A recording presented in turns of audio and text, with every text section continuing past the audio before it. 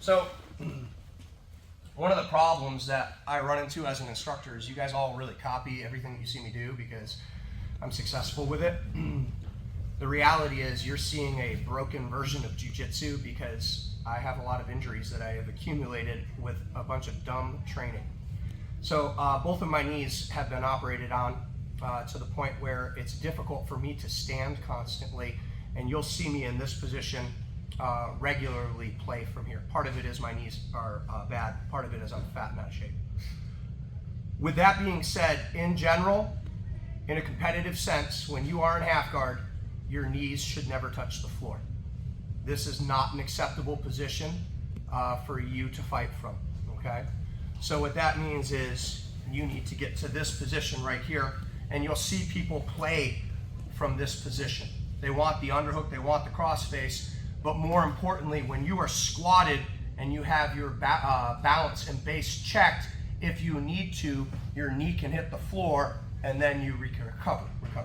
If your knee is on the floor and your base gets checked and then your hands hit the floor, you've skipped the whole defensive part of your posture, okay? So having your knees up becomes very important. And if you watch the match of Brad, you'll see him here, and I'm like, knees up, and immediately he's here. Now, there are a lot of ways to control in half guard. What are the three modes of control in half guard? Underhook. Underhook. Crossface. Back flat. Back flat, okay? With the knee shield and standing in this position, it makes it difficult for me to hit the underhook. It is also very difficult for me to go get the crossface. That defends against this. So that leaves me with back flat. And there are three ways to get their back flat.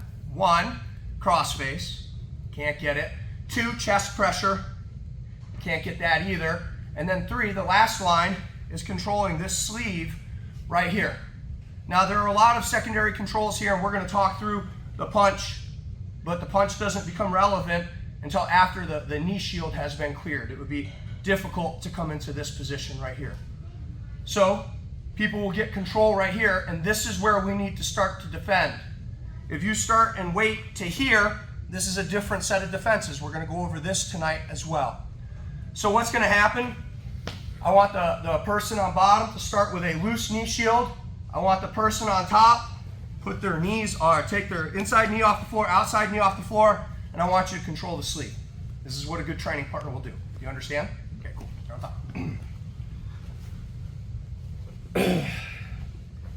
So, first line of defense, he drives his hips forward. What I'm going to do is I'm going to arch my back. I'm going to tuck my elbow to the outside of the knee. This is my first line of defense, and it requires patience and discipline with your arms as well as body angle. You get caught here, and he's pulling up, pull up, I arch, and I wedge. Go back. You'll notice that while he's strong in this plane, I maintain my strength here as long as my back is not down. So again, he lifts, I arch, I stuff to the inside.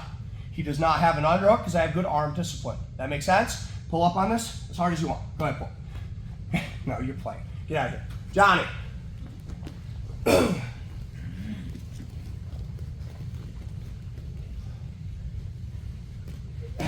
He lifts, I pull, and I wedge. Pull up on it. Guys, you ain't going anywhere from here. That make sense? I want you to reset, come back down, start with your knees on the floor. From here, pop up, he grabs, he comes through, I wedge my elbow to the outside, and I bring my hand under the butt here. Turn. See my hands here. You get lazy with your arm here, it's going to create a whole bunch of other problems. Has to stay draped. Now lift up as hard as you can. Good. That's where we're going to start. Make sense? Let's get it. 1, 2.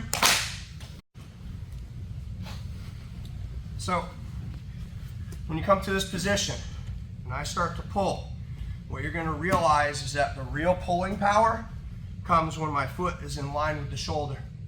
A lot of you are staying way back here, and you're pulling like this, and so what's ending up happening is the person's having trouble wedging their elbow to the outside of the knee because I'm not really passing. I'm also not really taking his back flat here, right? So if I'm here, in order to be able to do that, I have to be able to lift with my core, and you see how my knee starts to break the plane here?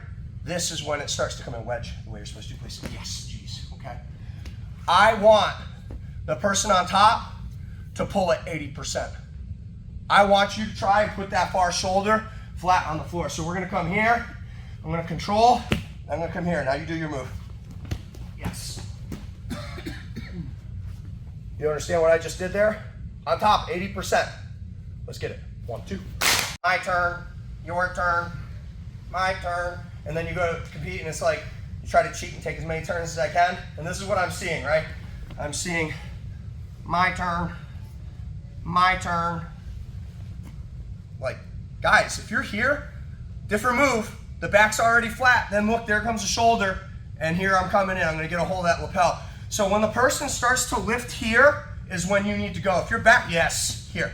And you see where it's brought my foot way out? If my foot stays back here, I'm gonna land on my face. So don't let your angle and your back go towards the floor. It's game over, we gotta go to the next line of defense. This is the first line of defense. Don't let them take your back towards the floor. We on the same page? All right, let's get it. 1, 2. In half guard without Marty, right? Launch the torpedo, right? And then the Smith machine. So we have to extend that bottom leg. If you do one or the other, you're gonna get stuck like Chuck. Those legs have to go with each other. Otherwise, you're never gonna get the ankle to clear the inside of the thigh. There will be people that play that as a hook. A lot of you don't realize that. You feel like, I still have them in half guard, and what they're doing is they're stapling your bottom leg. So Marty comes in, I've made some mistakes, he comes in, he gets control, right, arch, and I'm behind here, and you see that I start to wedge, my hand behind the knee. And from here, because my top shoulder, turn back, my top shoulder's turned in, he can't get a hold of that lapel. Get a hold of that lapel. If I let him start to get here, I'm gonna start getting crushed. Right, so I've turned my body in. A lot of times I'll grab my own lapel and keep it down. And then they get desperate. I've seen people grab 2 hands right here, grab 2 hands, lift up on that. Never at this point getting back in. But he still has my leg stapled. Turn. So from this position, you're gonna push with the top leg and you're gonna extend the bottom leg to come out the back. It will not be easy to come out the back. And in that transition, you need to keep your elbow plastered to the outside of their knee. That's where they'll try and pull on it. Sooner or later, they're gonna let go, or they're gonna accept it as a grip on bottom. It doesn't matter.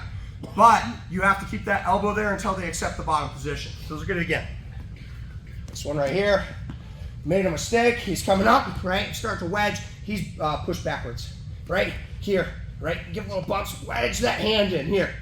Once I'm there, I'm gonna give him a little push. I'm gonna come out the back. That makes sense? A good training partner on top, heavy. But I need your legs to work together. Knee them in the butt with one, push them in the butt with one, and extend that bottom leg so that your body can turn over. Let's get it. 1, 2.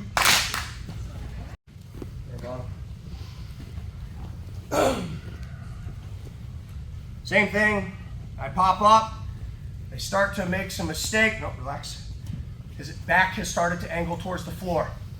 There comes a point where the hand gets too far away from the body that when he starts to arch, he still can't get the elbow to the back of the outside of the knee. I get that. That happens sometimes.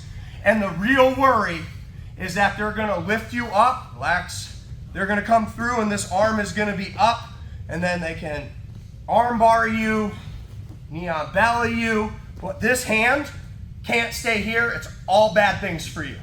Do you understand that? Okay. So, I've made some mistakes, and he starts to lift it, and I don't feel like I can get my elbow to the back of the knee pit, but I still arch. That's because this is the plane I'm strong, right? So he starts to beat me, and then what I'm gonna do is I'm gonna roll my wrist out behind the far knee pit. Lift up on it. Guys, it don't matter how strong he is, he ain't getting my back to the floor lifting up on this. Do you understand that? Pull. So, it is important for this, for a good training partner, if the foot is back, I won't be able to get to it. But in order for him to get my back flat to the floor, grab that sleeve, he's gonna step that foot forward, and that's when that arm's gonna go underneath. Does that make sense? So this is pit stop number 1. I'm here, pull. While he's pulling, then I'm gonna knee him in the butt, and I'm gonna come up on top. And it's gonna be way easier to knee him in the butt than the last one because I'm anchored to the outside of his own knee pit. Let's look at it again. This is what I was yelling for you to do, Brad. So I'm here, he comes up, and then I come here. And I know he ain't putting my back on the floor, it ain't happening. Lift, then I'm gonna knee him in the butt, then I'm gonna come out the back. Do not take your hand out from behind the knee pit until after his hand is let go. You understand? Let's get it. 1, 2. Step out of the knee pit, you just go back to the first one. You have to have good body angle and good arm discipline. If he goes there, you'll notice it's really easy to come here. He can't adjust his base this way and lift up. Bring that in closer. So if I'm here and he readjusts it and kicks out, then I come right into this position, almost be for free. You have to play them together. So now, you're on bottom. The last line of defense. I don't want to do it. It takes commitment. It is one of the highest percentage moves that I have, and I taught you guys a little bit different entry for it a couple of weeks ago. The problem for it is commitment. So why would I do this? Okay, I come here, I come to this, and he is Hulko, flex the hand. He's Hulko beast mode, and he stands, and as you stand, the back of the knee pit disappears. That would be one reason to do this. Number 2, I get to this position, and they beat me from this and that. They catch this. You see how his angle was here? Body discipline, body angle, turn just a little bit, is super important. And if people get this, this is a classic half guard pass where you punch and turn. You understand? Okay? So that would be number 2. And number 3 is people who get to this and then sneak that knee over top of the hip. All 3 of these are reasons that I would do the last line of defense. Knee on the hip is where we'll start because it opens up the most, but then we can use all 3 of these. So I've made some mistakes. He comes here and then he brings it over. And what I need to do, I want to come here, but he's pulling up on it right here, right? So I'm going to push forward with my leg, and then the hand goes behind the knee pit again. Why does it go behind the knee pit? So he can't backstep. So he can't backstep. Do I backstep? It'll pull me out the back up on top. If he doesn't backstep, then I can turn out the back and come the other way. Let's look at it again. Oh my God, it was a mistake, right? He's lifting. You see how it's natural for my hand to go there. I'm going to use my foot on his tailbone. I'm going to kick him forward, get my legs set, and then I'll come out the back. Behind the knee pit's important. Again, let's look at this side here. He got me, right? So I'm here, here, and here. If you miss the ship, go back down, and you can't get your knee, your foot, you can use your knee. That's okay as well. Important that we're pushing from the back, but we're not kicking them in the, got it? Be nice. Let's try. 1, 2. What's the one thing that you can't let happen? Mount. Can't let him go to mount. I love that because you guys have done my half guard course, right? Say course like there's a video on it. Can't let them go to mount. What's the designator and whether they're going to get mount? Hand. The hand. Guys, I don't care what happens if my hand is on this side of the legs. If it's here, I don't care. This is you getting mounted. This is you getting deep half from coming out the back. It's literally, the whole battle is about what happens with the hand. I don't care if the hand slips from here up to the tailbone. You guys are like, going so hard with the legs. Where are they gonna go? Right, so I said, this stops the back step, right? Relax. This stops the back step too. They can't back step from here. You're gonna come up on top. It's basically giving them deep half guard sweep. Are we on the same page? Everything is negotiable except this. So here's what I want. We're gonna do a light positional sparring at 20%. I want the person to come here and you get this. And then the person on top is allowed to do, I don't care. The only thing you're not allowed to do is take the hand out. Yes, that's the battle, but the person on bottom needs to understand that positionally, is not going to be too bad. So we're going to do pass, sweep, or submit, guard pass drills. But we're going to start from here. Okay? That makes sense? 20, 30% if you need your mouthpiece, get it. We're not like full on blowing each other out. But you guys need to understand that as long as the hand stays between the legs, this pass dies. Let's get it. 1, 2. Waste of 7 minutes of my life, or 3 minutes of my life. Because that positional sparring, the rule was dumb. It was very difficult to pass or do anything with the hand behind the knee pit. But what you need to get is that some people don't understand that it's about the hand between the legs, and you're making it all about kicking. How am I going to turn over? Nope. I'm just going to keep that hand in between the legs, and people will impale themselves.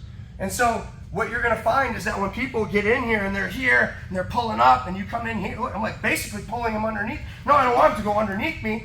I'm down here, but now it makes it easy, right? So the higher this knee comes up, the more his body comes underneath me.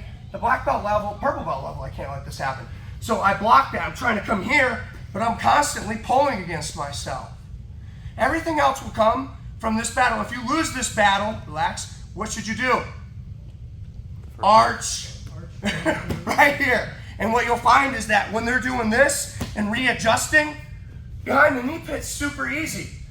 That one takes patience. When you get to the outside, you gotta wait. They're gonna get frustrated. Little movements out the back. Keep your arm behind the knee pit because it cuts down on the back step. But when it's the other way, like, it's just easy. Keep your hand between the legs. But if you don't know to shoot it's not intuitive to shoot your hand to the far side. For sure it's not. But it's powerful once you know it. All right? It's going to be good. Mouthpieces roll time. Let's get it. 1, 2.